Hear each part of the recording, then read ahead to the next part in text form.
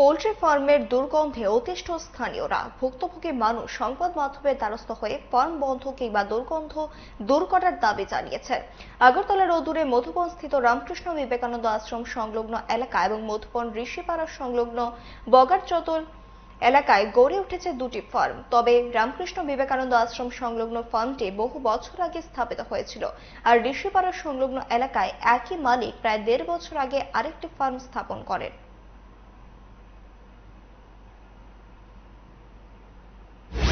আমরা এখানে একটা পোল্ট্রির ফার্ম হয়েছে, ফার্মের গন্ধে আমরা থাকতে পারি না। আমরা এটা চাইতেছি এখান থেকে যেন এটা উঠে নিয়ে যায়, আমরা এটা চাই নাই এখানে থাক।